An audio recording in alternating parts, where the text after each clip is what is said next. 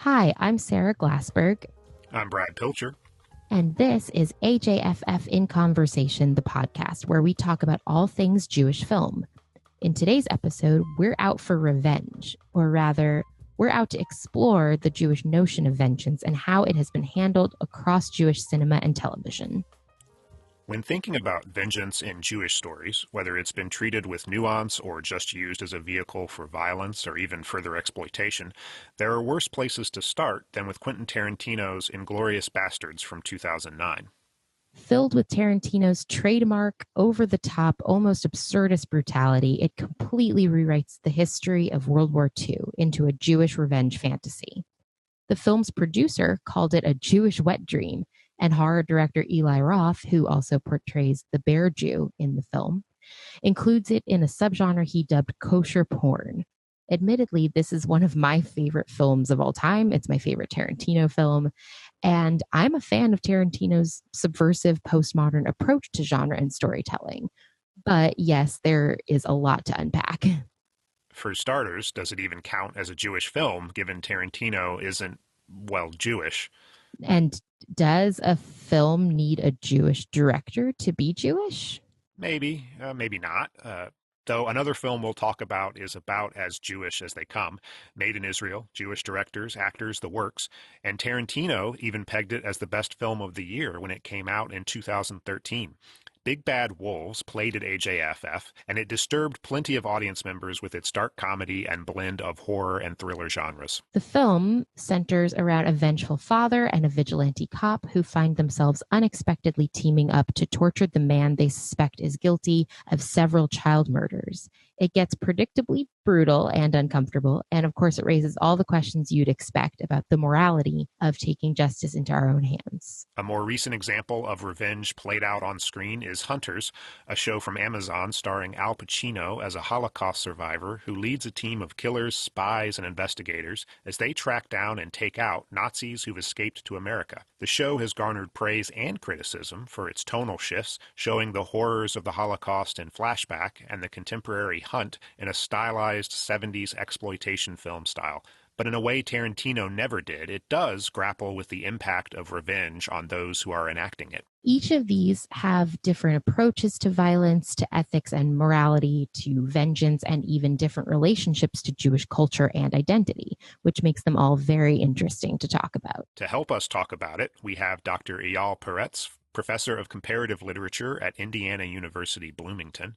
In his book, The Offscreen, an investigation of the cinematic frame, he devoted an entire chapter to the notion of Jewish vengeance in cinema. For this episode, he joins us online from Israel. Eyal, thank you for being here to help us navigate this topic. The question I want to sort of start with is the question on, as I watched all of these stories of Jewish vengeance, the question that kept coming up in my mind was, what are they trying to achieve? Because the issue of vengeance is a thorny topic.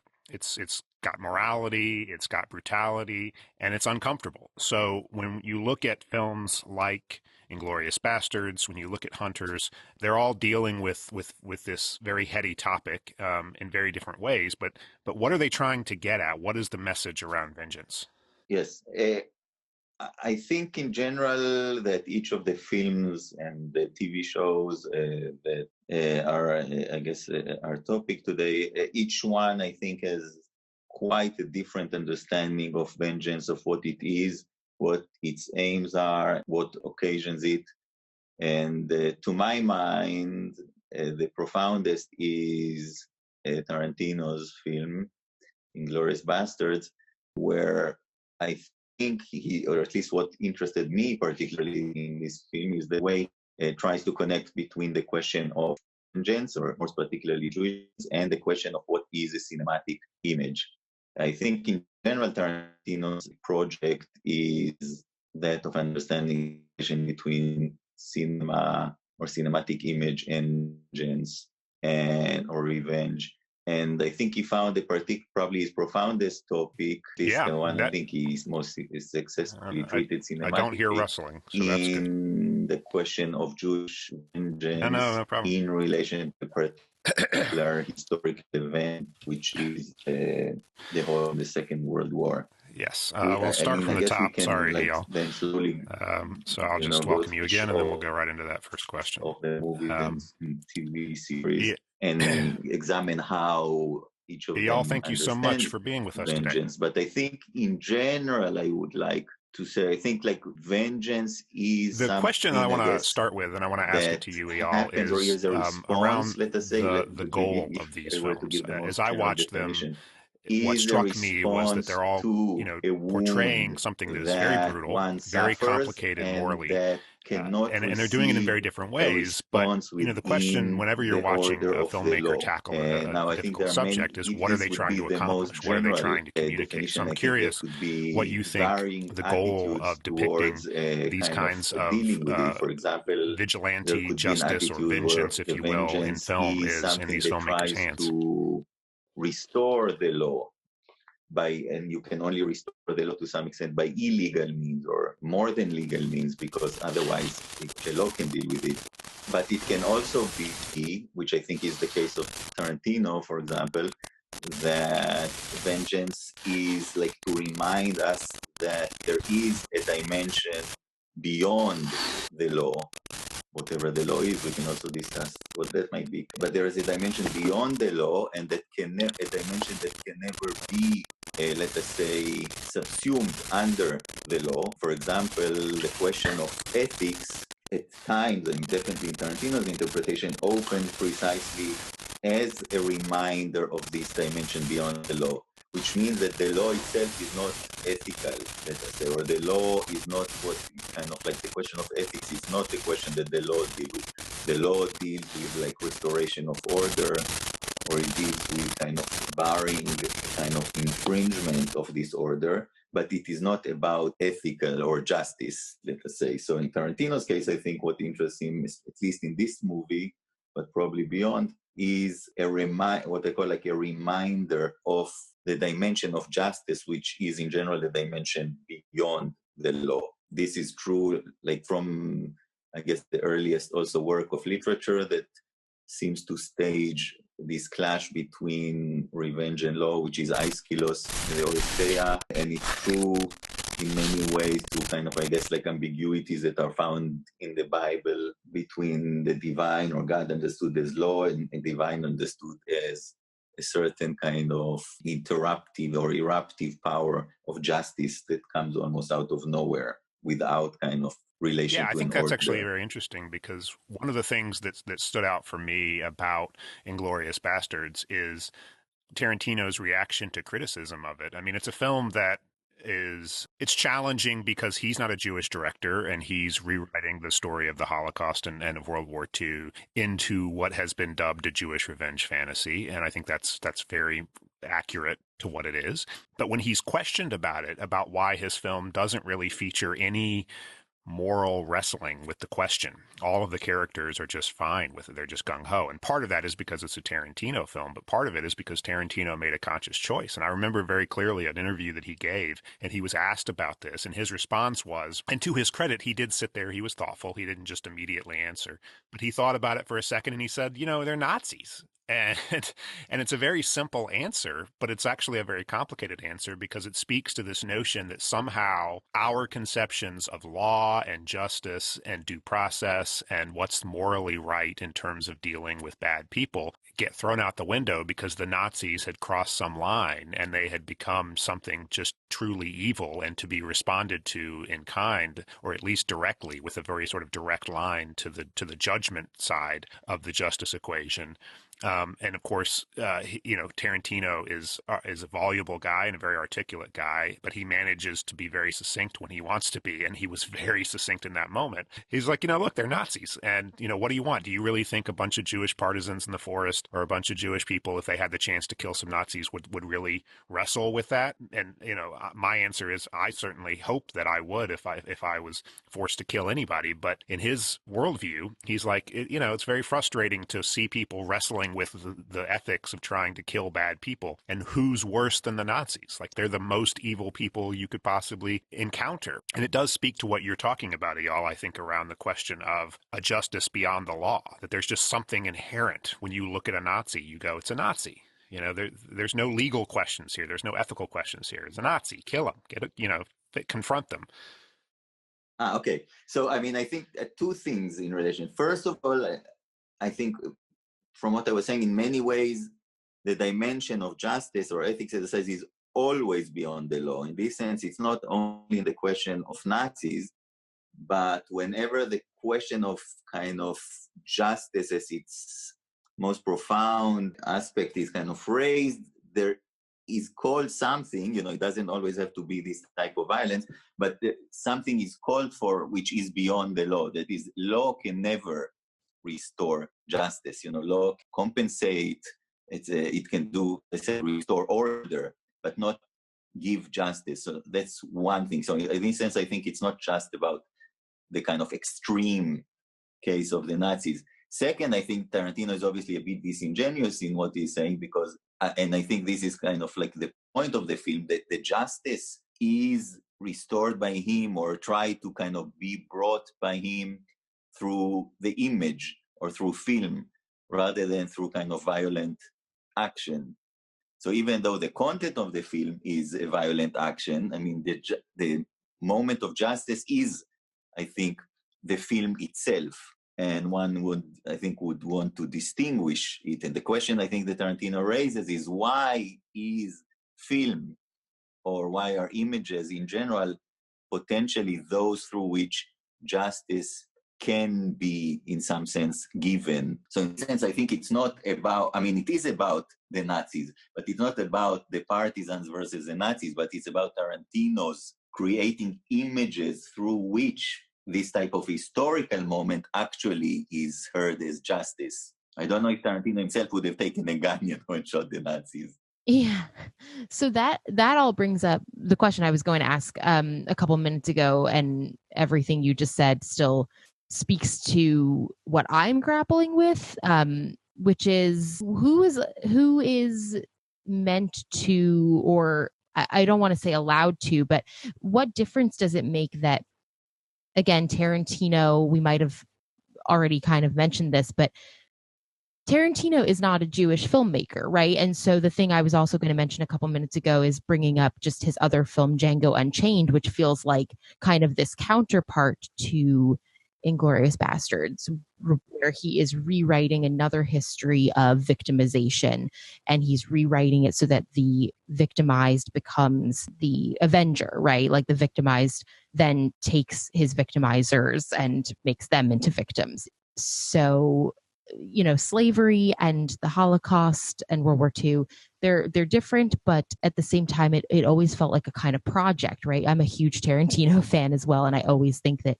yes, he has this theme running through his films, but in these two films, I just can't help but wonder if I love the idea that the film is the source of justice, but at the same time, I can't help but wonder about some of the criticism that Brad alluded to. Just, does it make a difference when it's a Jewish filmmaker or a Jewish creator? Or in the case of Django Unchained, would it have been different if it was a Black filmmaker, telling this story and reclaiming that history?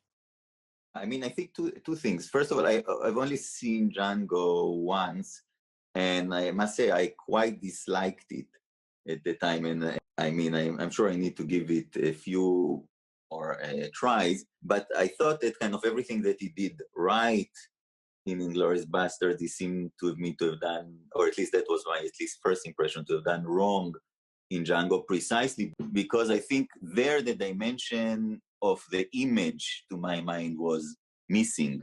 It was not a film that seemed to me to reflect about the nature of the image, and also to kind of like present itself as trying to bring about an image of justice.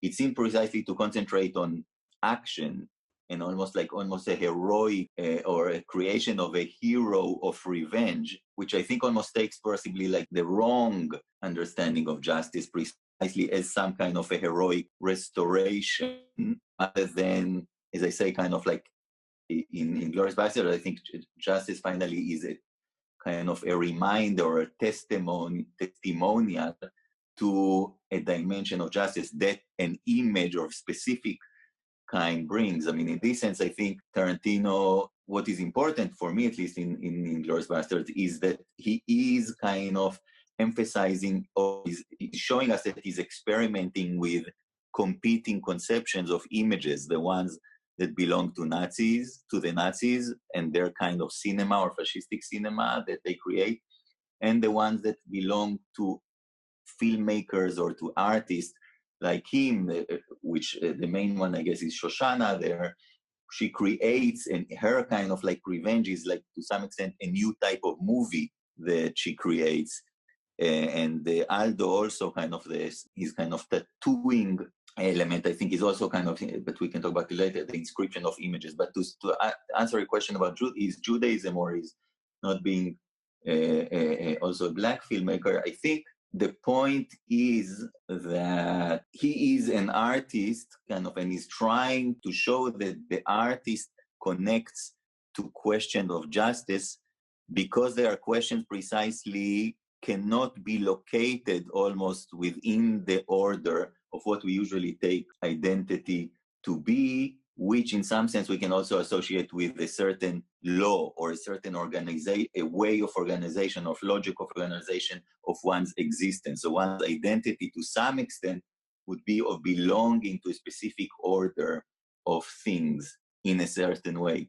And the art, as if like from Tarantino's, is introduced precisely at moments when, as I said, something that is beyond identity. One of the things that you said struck me, and that's the idea of the hero, the revenge hero, because to me that's what is, if there's a consistency to all of these depictions of vengeance, it's that notion of the acts of vengeance being almost heroic. And to me, it was also the thing about vengeance that is most central to why it makes us uncomfortable. You know, so I think there's something cathartic about Inglourious Basterds, and I think that's clearly what Tarantino was going for. And when you talk about the film being its own justice, I think that's part of it. It's the idea of this is something that was not necessarily true in the historical record, but we'll make it. We'll make a movie where a bunch of Jewish soldiers go out and kill and scalp and torment and torture Nazis and then eventually get to kill Hitler.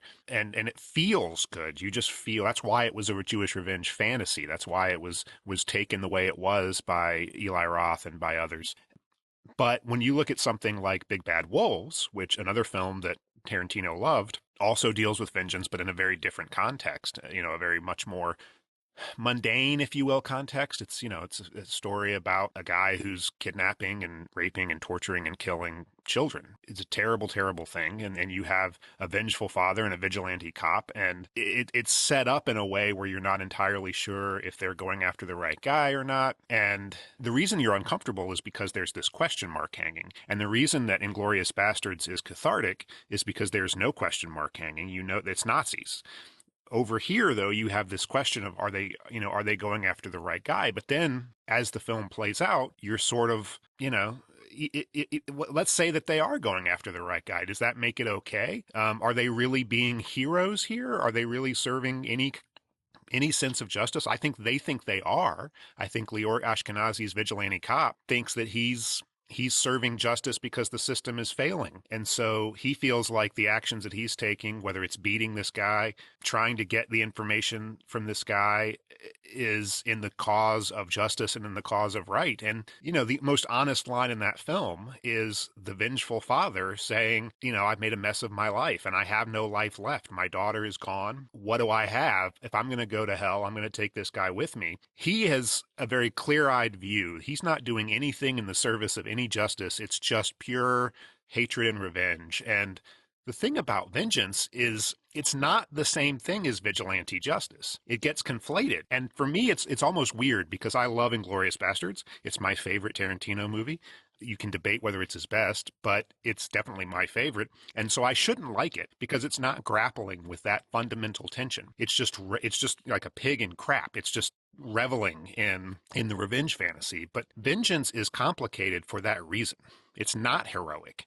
It's basically stepping away from rules and order and just saying, I'm going to enact violence upon somebody or somebodies. And yet it's portrayed as heroic, at least in the character's own self-image.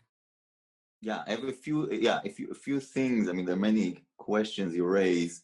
I think in Tarantino, at least for me, the more profound revenge story is actually the one concentrating on Shoshana rather than on Aldo Rain. And in Shoshana, she's like, I would not define her as a hero of vengeance in this, or at least in a certain understanding of heroism. She is perhaps like self-sacrificial heroine. I'm not sure how to fully describe her, but she is not, let us say, a masculine understanding of heroism, which is, let us say, like, and Tarantino, I think also in Inglourious Basterds, that's kind of, it's problematic because he himself, of course, criticizes the notion, or it's like a film that try to dismantle a certain understanding of heroism in its relation to certain type of images, which is exemplified in the Nazi film, in the movie, The Pride of the Nation, where kind of like there is a lone hero that killed kind of everyone, and kind of and within the context of the so-called greatest Nazi film.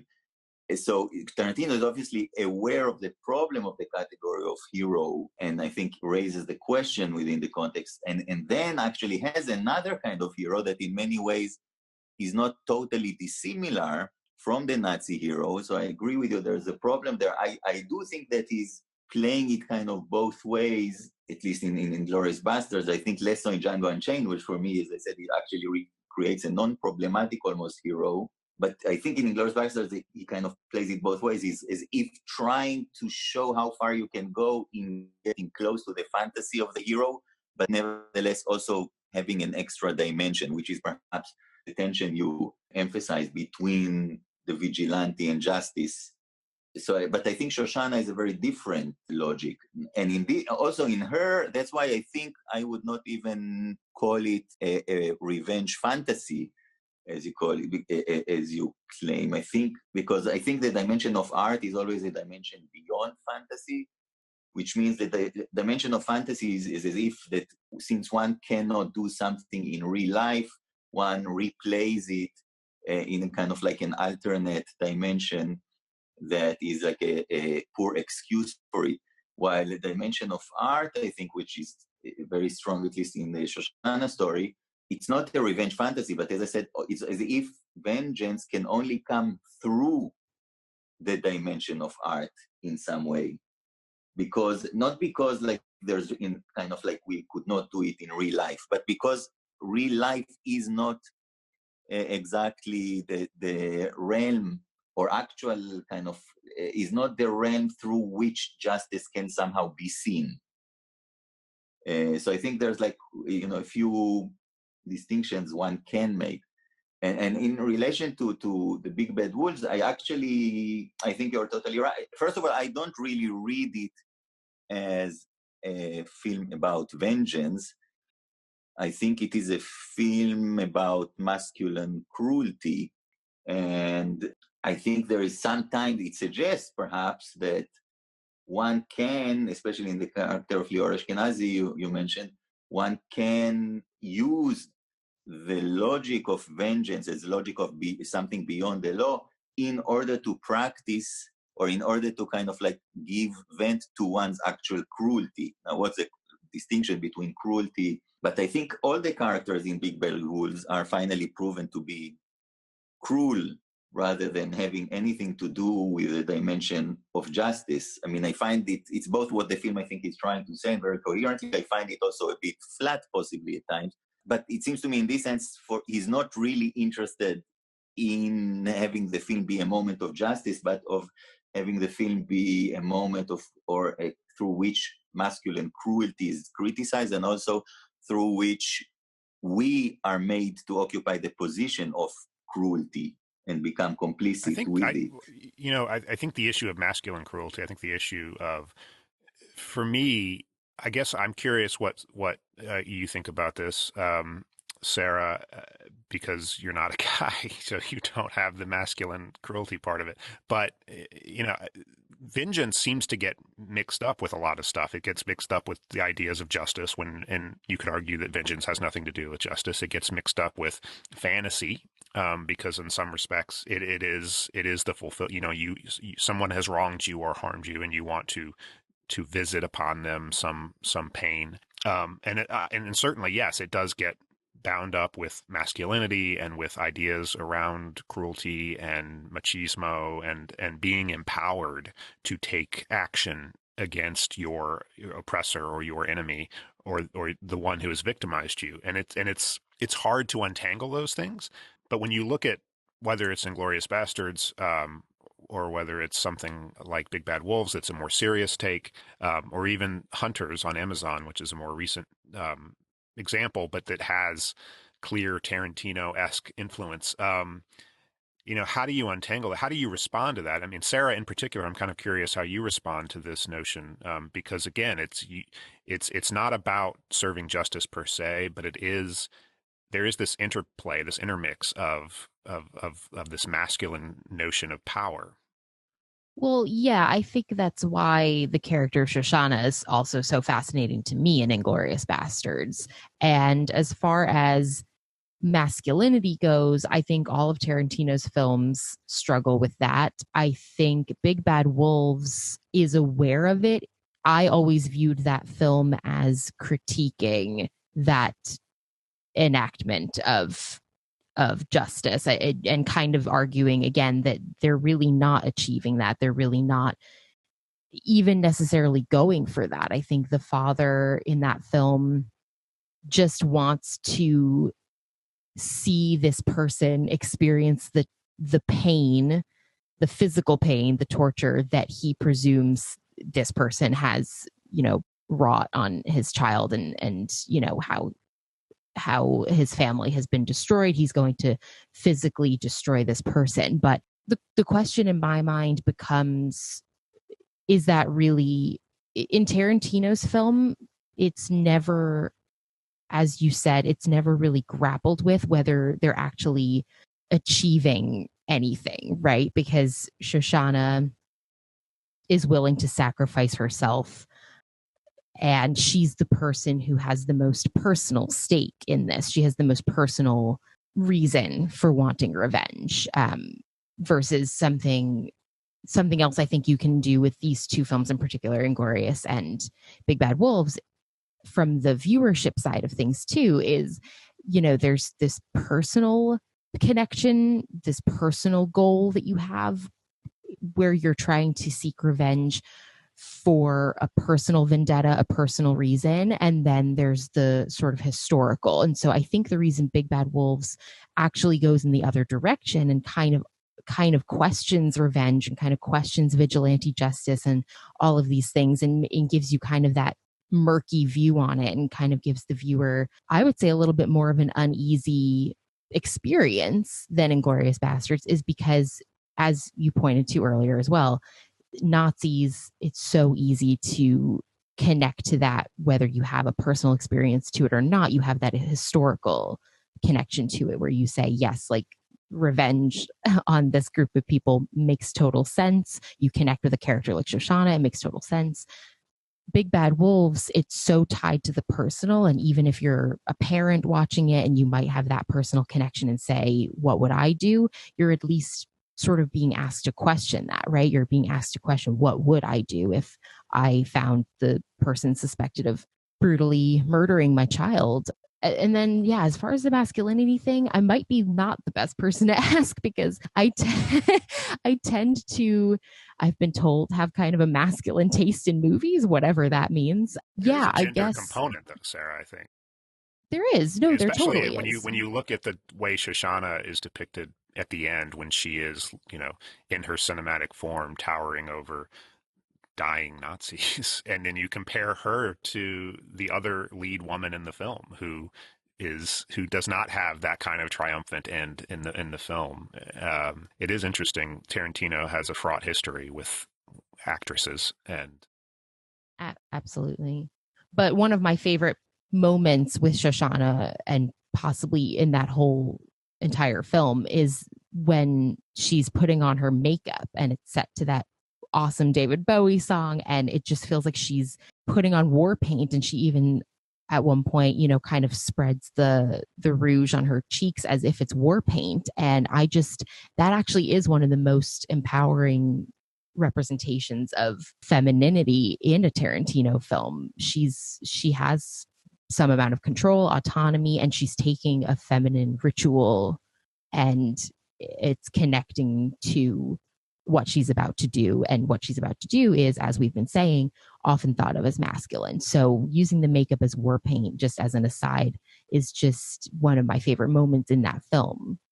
I think, though, that Tarantino is actually at his best, although he might have, a personal problem or kind of like historically with actresses. But first of all, I do think he's at his best actually when the question of revenge or vengeance comes as a question of a feminine vengeance rather than masculine one. That's perhaps also why I disliked Django Unchained, where it's clearly a movie of masculine vengeance. And I think Tarantino, when he kind of like the dimension of feminine vengeance is, I think, actually, I would guess, somehow something that touches him more deeply, or he identifies with actually in a more profound way. But it might be that kind of when it is with masculine vengeance is more questionable. But also, I think in this sense, it is a film that I think makes us uneasy. Inglourious Basterds not fully identify, I think, with Rose precisely because there is a slight parallel that he presents, nevertheless, between the Aldo Rain character and the Frederick Zoller character, the so-called like the German hero. So in this sense, I think Shoshana is not, we don't have, I think, an ambivalent relation to her. She's not problematic. But I think in the relation between the two male heroes, there is an unease. I don't think there's like pure identification we can have with Aldo Rain and the pure kind of like despise or whatever of the Nazi hero. I think we are kind of made to feel that there is some kind of uneasy line which crosses both. But I don't know, perhaps it's not your... But in this sense, I think it's not a film that is that is not like causing some discomfort. Well, I think that there is a quality to Inglourious Basterds that is showing you multiple forms of quote unquote vengeance. Although I'm not entirely convinced that Tarantino would call it that. I think that when you look at scalping Nazis and carving swastikas into their heads, that's a very masculine, a very violent, a very kind of aggressive way of asserting power over the victimizers. But when you look at Shoshana, she ultimately, I mean, yes, she's burning them alive. So she's certainly enacting violence on Nazis, but she's doing it through an act of creation at the same time, which is, to me, a very distinct counterpoint to Aldo Rains and to the way in which the actual bastards in the film are engaging in it, and he makes it literal. I mean, she does what she does, and at the same time that she's doing it, you have the bastards there with machine guns and dynamite who are doing their violence, and they kind of commingle. But it is not lost on me that the woman in the film, and frankly the woman who has the most, as Sarah pointed out, the most personal connection, is using creativity to enact her violence. And in some ways, even though many people look to the last shot of that film and they look to Brad Pitt carving the swastika into the head and sort of say, and he's looking to, and Tarantino has put the audience in the perspective of the Nazi looking up at Brad Pitt as Aldo Rains, and people have said, well, that's Tarantino signing off with this could be my masterpiece. But I actually think Tarantino is probably most linked to Shoshana because, y'all, to your point, she's using the act of filmmaking to enact quote unquote vengeance, or at least bring some justice. I actually want to ask a question about two other stories in this genre or subgenre. I've mentioned Hunters, which is in the way in which it plays with the motif of exploitation films in the setting of the 1970s is very Tarantino-esque and has certainly earned a lot of comparisons. But also Munich, which is a film that has absolutely no DNA in common with Tarantino's portrayal. Steven Spielberg's film set around the revenge sought by Israel against the perpetrators of the massacre at the Munich Olympics. Spielberg's film set after made after 9/11 is about as subtle as a hammer in trying to draw comparisons between the searching for vengeance back in the 70s after the Munich Olympics and the way the war on terror unfolded or was unfolding at the time. But these are two films that I think are interesting to put next to each other, television show, film. I think Munich is the quintessential example of a film that is depicting vengeance, but also grappling very hard with it. And in fact, if that film is anything, it's just basically one long angst-ridden grappling with the morality of vengeance in a way that is frankly not particularly compelling to me. But that's what it is. And when we talk about the morality of vengeance and should a film grapple with it, we're talking about Munich. Hunters is different. Hunters to me is interesting because Hunters is a story about Jews in America hunting Nazis who've escaped to America. But what I find fascinating in terms of putting these together is Munich goes head on. It's basically saying, this is about vengeance. This is about serving justice. This is about, and is that right or is that wrong or is that going to corrupt us? Hunters cops out. Hunters cops out because instead of just saying we're going to make a story about a bunch of Jewish Americans hunting former Nazis and enacting vengeance, we're going to create this plot in this conspiracy where the Nazis are not just retired trying to live out their lives. They're actually actively engaged in a conspiracy. So these Jewish hunters become heroes in a much more contemporary way. And I'm curious, y'all, what you think about that, because to me, it's essentially trying to sidestep the question of vengeance. And yet Hunters does not shut up. The dialogue always is talking about vengeance. So it's interesting that it's talking about vengeance on a very surface level, but it's also sidestepping the issue of vengeance by creating this very contemporary danger and threat. So it is much more about sort of responding to that threat as the story evolves. Yeah, I cannot say I have a fully, kind of reading of Hunter. So I like all the points you mentioned. I mean, I also at first I was ambivalent about it, but I grew to like it, I think, and only towards the end, I think I started understanding what is at stake in it. And it seems to me it is not, so it's interesting, we can connect this possibly to Munich. It's not exactly a series about vengeance, but it's about the question, I think, of strangely splitting of identities. It's like constant. I think it's about the problem. I don't know if it's specifically Jewish, but probably is in a way which is interesting. In what I think the hero at the center is someone who obviously is subjected to various demands or various calls on his identity, and he's never sure which one to answer. Is he Jewish? Is he an action hero? Is he? And the series stages it kind of quite often, I think, where he is, in the middle between two people trying to demand from him two different things, or often opposite things. Either kill or not kill, participate in the wedding or not participate, etc. So I think there's something. I mean, I'm being quite inarticulate because I haven't fully figured out what is going on there. But it seems to me that the center of what interests him is some kind of crisis or tension at the heart of Jewish identity, which makes the hero almost, I would say, almost like somehow schizophrenic, including like seeing kind of strange visions, hearing voices, etc.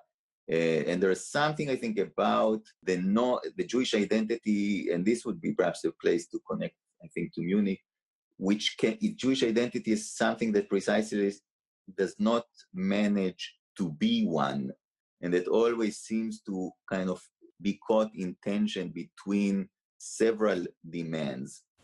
I think this is also the case of Munich, of the hero in Munich.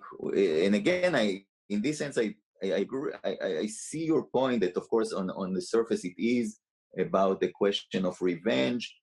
But I think more deeply, it is about the question that always interests Spielberg, about the way that the home is always in relation to an alien power within it that takes you away from home. But that the kind of the whole thing that you want is a home, but what you want can never be a home. And the whole question of vengeance, perhaps from the point of view of this Jewish question, enters in this sense, like, can it be that this kind of identity that is always in very complex tension with itself can become one with itself? That's where kind of like the Spielberg, I think, question of vengeance at least comes. So it's unlike Tarantino. Spielberg really is about Jewish identity, I think, and perhaps and Hunters as well. And Tarantino, for example, I think is nothing to do exactly. Perhaps it has something to do, but it's not about the complexity of Jewish identity and its inner split. I think that's right. I think, look, if it isn't obvious from the way that I asked the question, I'm not a huge fan of Munich, but I have to give it its due. It is exploring.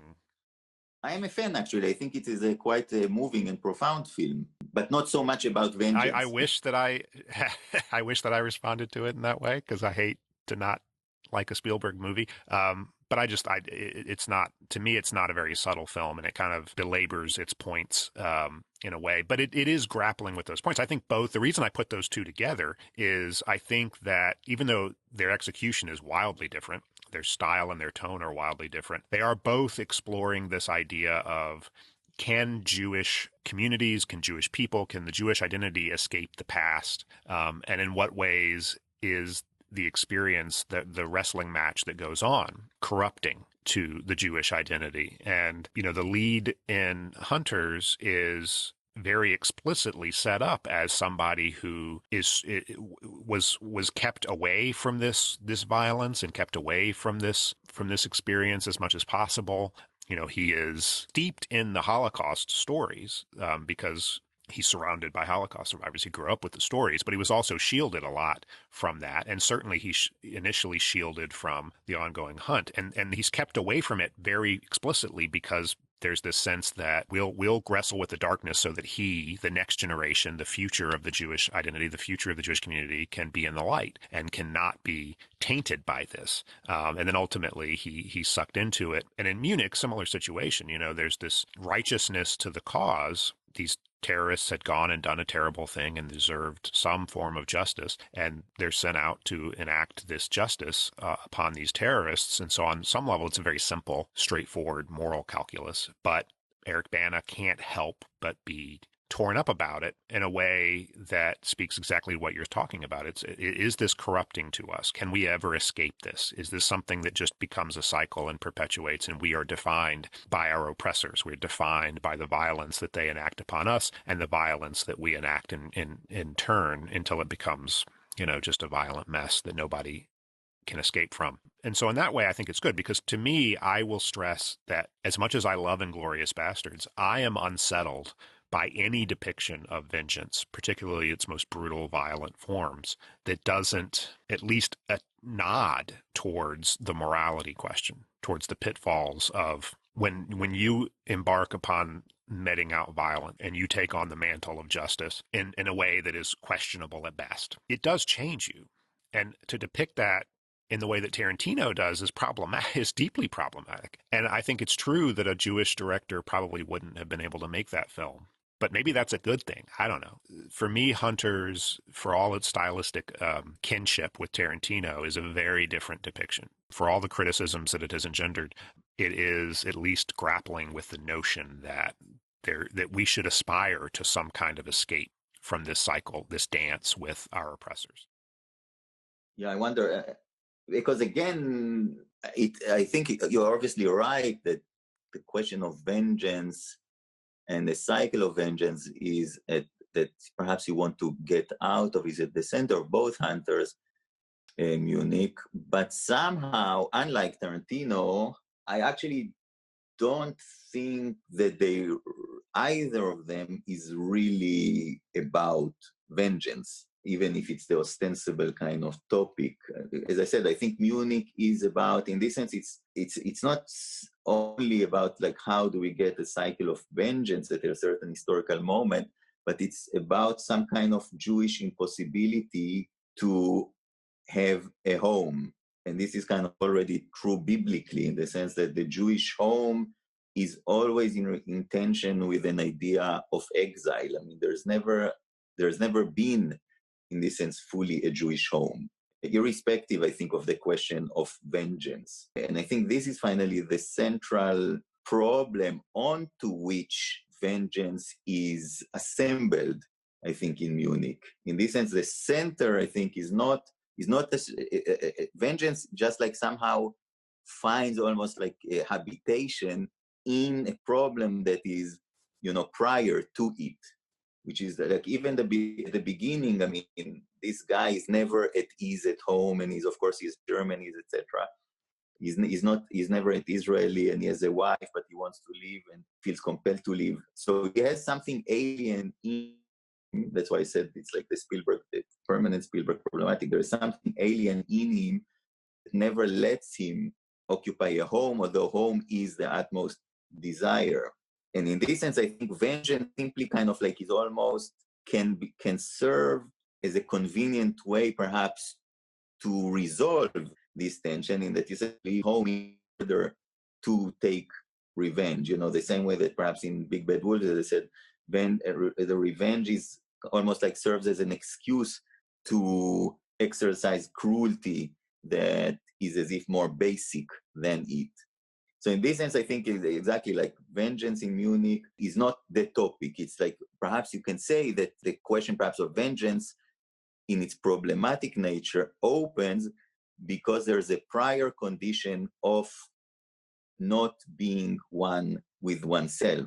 And this is also true, I think, of Hunters, that this guy has some kind of, a split personality, etc. And the whole story revolves around this kind of attempt to live this split in various ways.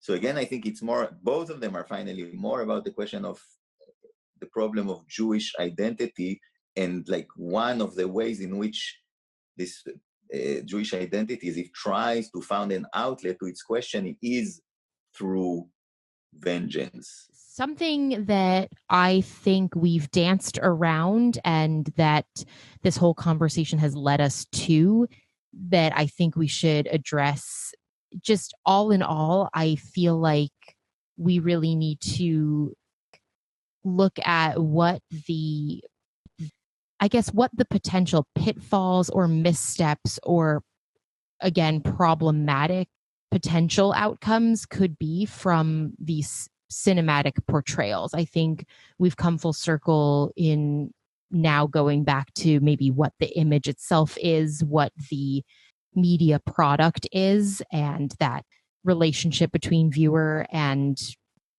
what we're watching on screen. We've talked a lot about exploitation and violence. We've talked a lot about sort of Jewish identity, which I think is so crucial. But I guess I want to just get at the heart of actually taking this topic of vengeance, which we've picked apart and laid bare all of its components. And I want to take a final stab at, what does it mean to be putting those stories on screen? What does it mean to be having these different portrayals of this topic that we've really dissected? I'll go first and just say that I think genre is a huge component, and that's what I would kind of end with, is that it's fascinating to me that Inglourious Basterds, as always with Tarantino, is this kind of postmodern pastiche, a lot of cinematic references. He loves doing that. Big Bad Wolves is kind of this dark comedy, and so that's a little bit Tarantino-esque as well. And paired with genre, I'm so fascinated also by what we're shown on screen as far as the topic or theme of exploitation. Inglourious Basterds doesn't really touch anything having to do with, it doesn't not touch anything, but it definitely doesn't lay bare or show the exploitation of Jewish people quite as much as something like Hunters does. And what does that do to the theme of vengeance? Is vengeance more warranted if we see what the vengeance is, the reason for the vengeance? And Big Bad Wolves is kind of towing the line in between the two things, I'd say. Yeah, so genre, actual depictions or lack thereof of the vengeance itself, the violence itself, and the thing that has caused the vengeance. The danger, I think, is you glorify it. Certainly, I don't think that's the case with a film like Munich, where it's ugly. It's morally suspect from the word go. But when you talk about Hunters or you talk about Inglourious Bastards, there is a cool factor that they're injecting into the depiction of vengeance. There is a superhero quality. I mean, I think you get that very clearly in Hunters when every character is essentially it's a cartoon comic book. There's a nun. There's a literal fighting nun, for God's sakes. So when you glorify it, you take a little bit of a remove from the moral complexity of it. It becomes just good guys versus bad guys and engaging in fisticuffs. That's to me the biggest danger. And that's why I shouldn't like Inglourious Bastards as much as I do. But I do, because Tarantino isn't particularly interested in grappling with morality. He's been very explicit about that in interviews. He said very clearly that he doesn't think that it's realistic. He thinks it's actually as stylized as Tarantino can be. He actually thinks the most unrealistic quality of at least when dealing with the Holocaust, of these depictions is the sort of moral grappling that happens amongst the Jewish characters and the victims when they are engaging in acts of vengeance. And he might be right about that. I mean, I didn't live through the Holocaust. It's entirely possible that if I was a Jewish person living in Europe and being subjugated by the Nazis, that if someone handed me a machine gun and gave me a chance to kill some Nazis, I would do so and wouldn't feel remotely bad about it at all. Maybe he's right. But when we're talking about the morality of something that's clearly complicated, when you sort of step away from that question, there's a real risk factor. I'm not saying he's wrong. I'm not saying that that's not necessarily the way to a good film, because Inglourious Bastards is a great film. I think Hunters is even a very good show, but it's a morally fraught subject, so you have to sort of wrestle with that. I don't know, Eyal, what do you think? Yeah, before I think talking about the pitfalls, I do want to come back to kind of my original question, which is why the question of revenge is of such essential, I would say, fundamental interest to art from at least Greek tragedy onwards. So I think art is essentially about, or like a certain aspect of art is attracted essentially by the question of revenge, precisely because, as I said, revenge is something that revolves around what I call a wound that cannot be addressed by the law, or let us say what we call by the order of our regular lives. And art always emerges also as something, it emerges as a traumatic crisis, let us call it, which erupts into the order of our lives. So art, in this sense, immediately kind of as if sees its own echo in the events of wounding which occasion vengeance. But the pitfalls are precisely the pitfalls of how one deals from the heart of a wound with addressing this wound. Because, and I think perhaps Tarantino is a particularly good example of, like, there's a moment of like, I think, genuine opening to the question of justice, as I said, which is a dimension beyond the law. But there's also a kind of can open to actual simply like cruelty, in a sense, to kind of like just like almost as an instinct to strike the one who wounded you. And there can be also like fantasy, as you mentioned, of covering over this wound. Like, how could we have, how can we restore a world where this wound did not happen? So I think artists are, of course, like wounded. They speak out of the wound, and their confusions probably are the confusions of being in the wound and not fully knowing how to address it. And it's very hard to know when you speak from the wound, of course, how to locate yourself, because that's the nature of the wound. It has no exactly place that you can easily locate yourself. So I think it is, in this sense, these were the pitfalls, as you call it, happen, is precisely the way that when you speak out of pain, and this seems to be like more the case of Django Unchained, as I said, where it seems to me there Tarantino really identified with the wound to a greater degree than he does in Inglourious Basterds, which allows him to have, I think, a certain distance from it that kind of saves him from something in himself. Yeah, so that's kind of how I define where the pitfall could be, which is the pitfall of speaking from the wound that has no coordinate, precisely because it's something that exceeds the dimension of coordination. Eyal, thank you again for helping us to unpack this. Complicated is, I think, a fair word to describe it. This is a topic that has a lot of dimensions to it, and we really appreciate you helping us to understand it more. Thank you very much. Yeah, I had a great time. Well, that gives us a lot to think about the next time we see violent Jewish revenge on screen. I don't know if I'll necessarily look at some of these movies the same way ever again. Oh, same here for sure. As always, we are your hosts, Sarah Glassberg. And Brad Pilcher. Also producing are Catherine Crosby and Chris Holland, who is also our technical director and editor. Thank you again to our special guest this week, Dr. Eyal Peretz. The music you've been humming to all show long is by the incomparable Joe Alterman. Please look him up wherever you get your music. You can always find more from us as well as show notes at ajff.org/inconversation. Our email address is inconversation@ajff.org. Drop us a line with questions, and we just might answer in a future episode. Don't forget to subscribe in your podcast app of choice or check out our YouTube channel for new episodes. Give us a rating, a review. Every little bit helps. And of course, please always tell your friends. Until next time, goodbye.